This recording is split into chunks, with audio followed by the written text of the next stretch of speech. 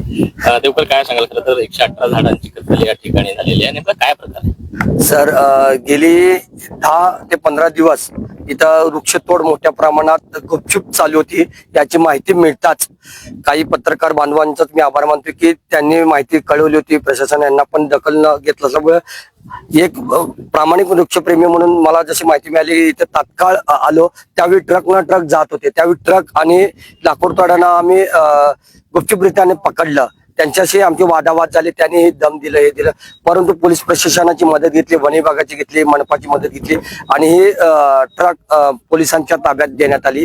तर याचं दुःख होतं की ह्या मोठ्या बिल्डरने आपल्या शक्तीच्या जोरावर जवळ 30 एकरचा परिसर असेल तर त्यांनी 100 वर्षापुढील झाडं, 50 वर्षापुढील झाडं जे हेरिटेजची मान्यता आहे त्याला जर तोडायचे असेल तर एक हरित लवादा केंद्राची किंवा महाराष्ट्र शासनाची परमिशन घेतल्याशिवाय तोडता येत नाही. स्थानिक प्रशासन, उद्यान विभागाची परमिशन नाही, वन विभागाची परमिशन नाही. हे कुठल्या जोरावर, कुठल्या तक्तीवर एवढी मोठी झाडं तोडलेत याचा अजून खुलासा झाला नाही. यासाठी आम्ही प्रयत्न करतो. गेले 3 दिवस इथं पंचनामा चालू आहे. अजून झाड किती तोडले त्याचं मोजमाप चालू आहे. हे म्हणजे सोलापुरात एक मोठा इतिहासातली मोठी वृक्षतोड आहे. तरी गप्प का सगळेजण, याचं मला दुःख होत आहे.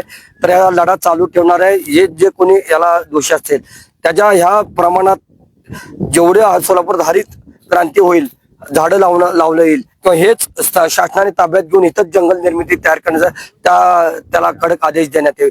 जोपर्यंत हा लढा जिंकत नाही तोपर्यंत हा लढाई चालू असेल. सर, कोणकोणत्या प्रकारची झाडं होती सर? कायदा काय सांगतो या झाडाचा? ह्यात वड, पिंपळ, कडुलिंब, चंदन, चिंच, जांभूळ अशी जैवविविधता नटलेली झाड होते. त्यात अनेक पक्ष्यांची घरटी गेलेली. सर, इथं पक्ष्यांचा किलबिलाट होता. आजूबाजूच्या माणसांनी सांगितले की इथं पक्ष्यांचा आवाज एवढा मोठा येत होता वृक्षतोड करताना, म्हणजे किंकाळा सुद्धा या आजूबाजूच्या घराला ऐकला. त्यांनी सुद्धा अडवण्याचा प्रयत्न केला, त्यांनाही जुमानला नाही. म्हणजे जैवविविधतेची हानी झाली.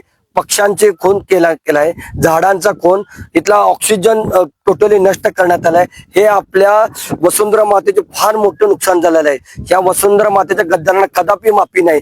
जे कोणी केलेलं आहे ना, केंद्र स्तरावर, राज्य स्तरावर मोठ्या प्रमाणात कडक कारवाई करून याची भरपाई भरून देण्यात यावी हीच विनंती आहे. याबाबत वन विभाग किंवा पोलिसांकडून कुठला गुन्हा दाखल झाला? वन विभागात सुद्धा तपासणी केलेली आहे, तक्रार दिलेली आहे. वन विभागाला तक्रार दिली आहे, मनपाला दिली आहे, पोलीस प्रशासनाने दिले. त्याचा तपास चालू आहे. लवकरात लवकर व्यवस्थित अभ्यास करून खुलासा करून कारवाई करण्यात येईल असं आश्वासन देण्यात आले.